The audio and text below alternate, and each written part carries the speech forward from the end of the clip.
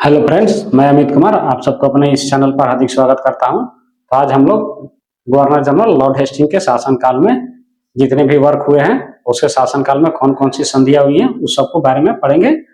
इसके शासनकाल के दौरान कौन कौन से युद्ध हुए हैं, उन सब के बारे में देखेंगे।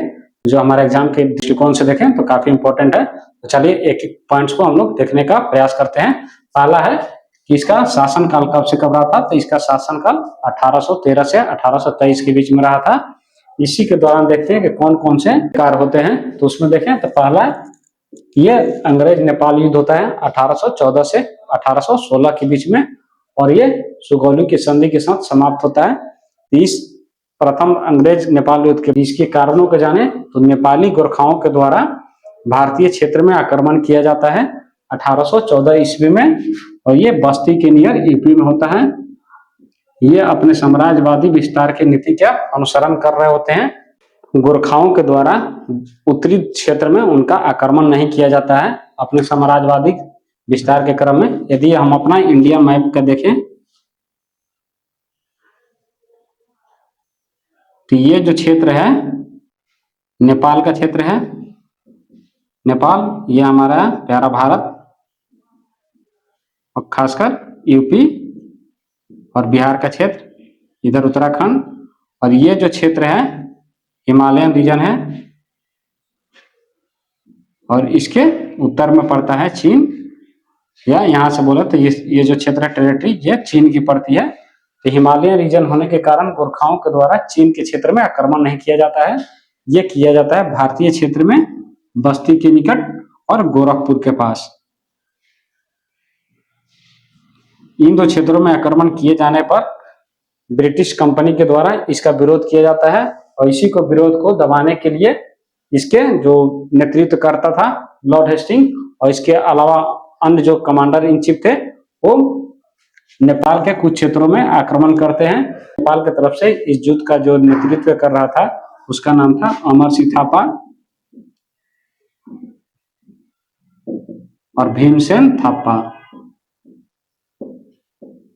अमरसिंह थापा जो था ये कमांडर इन चीफ था, और ये भीमसेन थापा वहां का प्रशासक था। दोनों के बीच में, और लॉर्ड हेस्टिंग भारतीय गवर्नर जनरल था, उसका नेतृत्व कर रहा था। इसके अगर बात करें तो ब्रिटिश सेना कमांडर इन चीफ कौन था? डेविड ऑक्टरलिन। डेविड ऑक्टरलिन ये था ब्रिटिश ईस्ट इंडिया कंपनी के साइड से। ये दोनों के बीच में ये युद्ध चलता है जो 1816 में समाप्त होता है। गोरखाओं को पराजय का सामना करना पड़ता है, और 1816 ईस्वी में सुगौली की संधि के साथ युद्ध है समाप्त हो जाता है। इस युद्ध के बाद नेपाल के 1/3 भूभाग पर ये कब्जा जो है ब्रिटिश ईस्ट इंडिया कंपनी को हो जाता है। तो इस तरह से देखें तो ये युद्ध के कारण नेपालियों को, गोरखाओं को काफी बड़ा लॉस होता है। नेक्स्ट है तृतीय मराठा युद्ध 1817 से 19 के बीच में, इसी के शासनकाल में होता है। इससे पहले 2 और मराठा युद्ध हुआ था जो अंग्रेजों के बीच लड़ा गया था। प्रथम जो मराठा युद्ध था 1775 से 1782 के बीच में था, और प्रथम मराठा युद्ध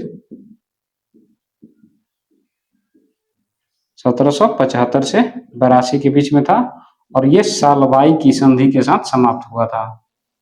सालबाई की संधि के साथ समाप्त होता है। ये जो हुआ था जो वारन हेस्टिंग के शासनकाल में हुआ था, 1795 तक होता है, 1795 तक होता है। इस तरह से देखें तो प्रथम मराठा युद्ध है सालबाई की संधि के साथ समाप्त होता है। द्वितीय मराठा युद्ध 1803 से 1805 के बीच में होता है। उस समय भारत का गवर्नर जनरल होता है लॉर्ड वेलेस्ली। और ये देखें तो ये युद्ध क्यों होता है, तो मराठा साम्राज्य में कंपनी का हस्तक्षेप जो है मौका इसी के साथ बढ़ता है जब 1802 ईस्वी में सूरत की संधि होती है। और सूरत की संधि से ब्रिटिश ईस्ट इंडिया कंपनी को मराठा साम्राज्य में हस्तक्षेप का जो है मौका मिलने लगता है, जिसका फायदा लॉर्ड वेलेस्ली उठाता है सेकेंड मराठा युद्ध में। नेक्स्ट है तृतीय मराठा युद्ध, ये होता है 1817 से 19 के बीच में, जो हम लोगों ने देखा। 3 संधियों के साथ समाप्त होता है। एक तो होता है पूना की संधि पेशवाओं के साथ 1817 जून में, इसके बाद होता है ग्वालियर की संधि नवंबर 1817 में, और मंदसौर की संधि 1818 ईस्वी में, ये होलकरों के साथ होती है।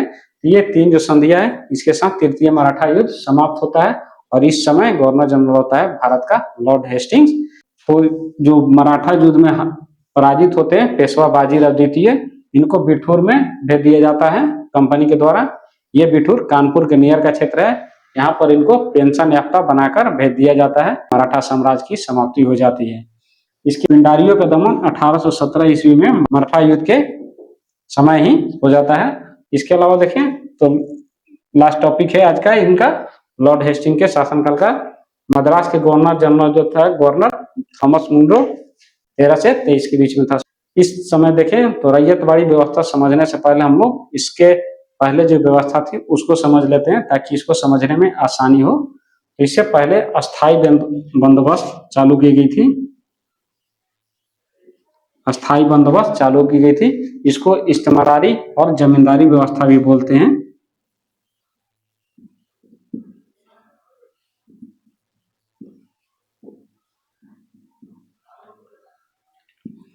इस व्यवस्था को लागू करने का जो मेन उद्देश्य था, कंपनी के जो डायरेक्टर्स है ऐसा चाह रहे थे कि वह उनको भू राजस्व की जो प्राप्ति है वो अच्छे से हो, दुरुस्त हो और टिकाऊ हो।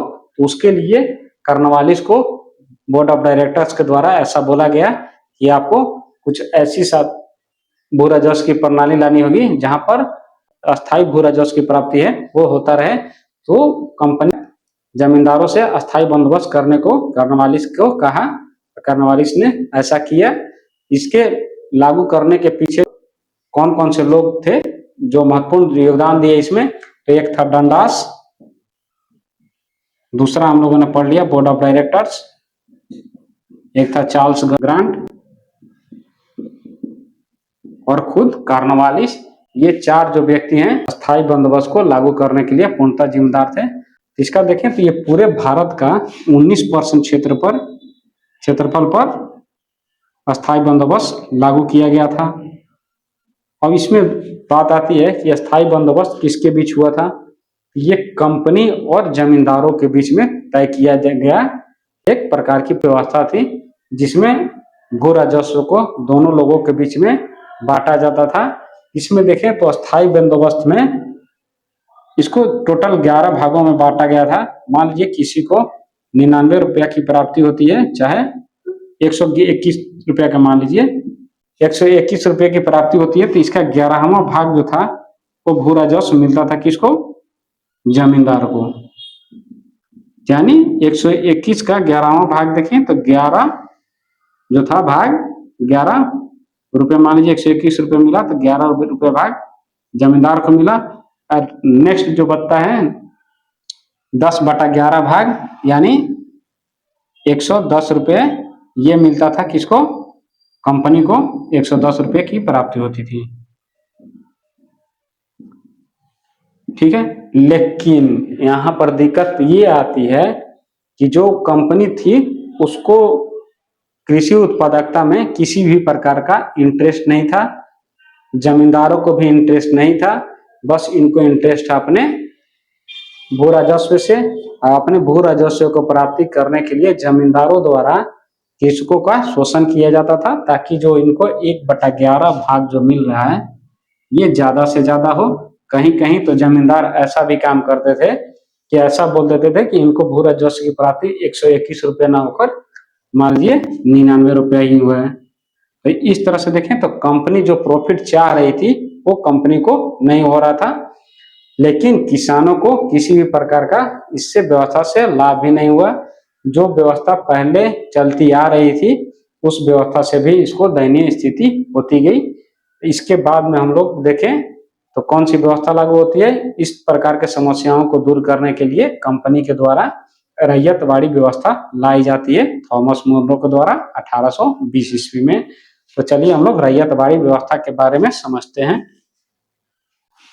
रैयत मीन्स होता है किसान, किसानों से सीधा संबंध रखता था यह इस व्यवस्था में भू राजस्व के लिए कंपनी। तो रैयतों के साथ संबंध को देखें तो ये कंपनी जो है कोई बहुत बड़ी अच्छी हितकारी नहीं थी किसानों के लिए।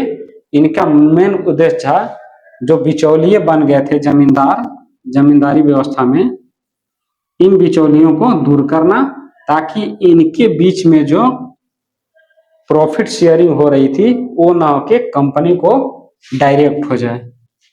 अब मान लीजिए हम लोग ये अस्थाई व्यवस्था का देखें, ये अस्थाई व्यवस्था है या जमींदारी व्यवस्था जो बोल लीजिए। तो रैयत और बीच में आते थे जमींदार, और जमींदार इनसे राजस्व की वसूली करके किसको देते थे? कंपनी को। अब क्या हुआ रैयतवाड़ी व्यवस्था में, रैयत डायरेक्ट इनको पे करेंगे अपना भू राजस्व में। लेकिन 1820 में जब रैयतवाड़ी व्यवस्था थॉमस मुंडो द्वारा लागू किया जाता है, तो ये उन क्षेत्रों पर लागू किया जाता है जहां पर रैयतों की संख्या ज्यादा थी, यानी जिनके पास जो लैंड एरिया था, भू क्षेत्र था, वो कम था, जहां पे उपज से इनको अंग्रेजों को वैसे भी कोई लेना देना था नहीं। लेकिन जहां पर रैयतों की अगर संख्या देखें ज्यादा था, उस क्षेत्र में इसको रैयतवाड़ी व्यवस्था लगाया गया। यदि हम अपने भारत की बात करें तो आजादी से पहले और आजादी के बाद में भी देखें तो रैयतों की संख्या ज्यादा है। रैयतों का अधिकार क्षेत्र जो है जमीनों पर, वो भूमियों पर कुछ ज्यादा देखने मिलती है जमींदारों से। तो इस तरह देखें तो इसका जो कवरेज एरिया है, यानी रैयतवाड़ी व्यवस्था के अंदर कितने प्रतिशत जो क्षेत्र थे भारत के वो आते थे, तो 51% क्षेत्र इसके अधीन आते थे। 51%, और वो जो हम लोगों ने पीछे पढ़ा था जमींदारी, वो मात्र 19% क्षेत्र पर ही आता था, जो हमने आपको बताया भी था। 19% भूभाग पर क्या आता था? हमारा अस्थाई बंदोबस्त का क्षेत्रफल। अब इसमें देखिए 51% क्षेत्रफल होने के बाद में भी जो कंपनी का इंटरेस्ट था भू राजस्व को प्राप्त करने में, वो उनको उतना प्राप्त नहीं होगा। इसके कारण वो आगे चल के महालवाड़ी व्यवस्था फिर से लागू करते हैं, जो गांव के महाल यानी मुखिया के बीच से वो डायरेक्ट टाई अप करते हैं। अब किसानों को छोड़कर महाल के साथ अपना टाई अप करते हैं, उनसे भू राजस्व की इकट्ठा करने की बात करते हैं। तो रैयतवाड़ी व्यवस्था का देखें तो कौन कौन से ऐसे लोग थे जो इसको आगे बढ़ाया था या इसको चालू करने में मदद की थी। तो पहला था थॉमस मुनरो, और दूसरा था एल्फिंस्टन, और तीसरे थे लॉर्ड हेस्टिंग। इस तरह से देखें तो ये 3 लोगों के द्वारा जो है रैयतवाड़ी व्यवस्था चालू की गई थी। एल्फिंस्टन बॉम्बे का तत्कालीन गवर्नर था, जो उसका कार्यकाल था 1818 से 1827 के बीच में। एल्फिंस्टन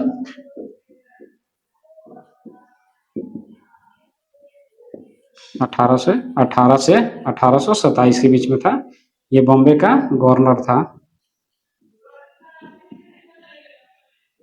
इसके देखें तो किसानों को भूमि पर मालिकाना हक मिला, कब्जाधारी अधिकार मिला, किसान अब भूस्वामी बन गए। अब भू राजस्व जो निर्धारित किया जाता था ये क्षेत्रफल पर निर्धारित किया जाता था, और ये क्षेत्रफल में इनकी पैदावार पर किसी भी प्रकार की छूट नहीं थी। एक बार निर्धारित किया जाता था कि इतने क्षेत्रफल पर आपको कितना रुपए देने हैं। तो मान लीजिए कोई 1 एकड़ जमीन के लिए 10 रुपया भू राजस्व देना है, तो आपकी पैदावार हुई चाहे नहीं हो, उससे ब्रिटिश कंपनी को मतलब नहीं था। आपको 10 रुपए देने हैं तो देने हैं। इस तरह से देखें तो मनमाने ढंग से भू राजस्व की दर तय की गई थी, जिसके कारण किसानों को फिर से, रैयतों को फिर से क्या देखने मिलता है? परेशानी झेलने को मिलता है। इस तरीका से हम लोगों ने पूरे जो है लॉर्ड हेस्टिंग के शासन काल में जितने भी महत्वपूर्ण फैक्ट्स है उसको देख लिया। यदि आप लोग को ये वीडियो अच्छा लगे तो दोस्तों में जरूर शेयर कीजिए, ताकि हमको भी मोटिवेशन मिले। मिलते हैं नेक्स्ट वीडियो के साथ, तब को सब्सक्राइब जरूर करें। जय हिंद।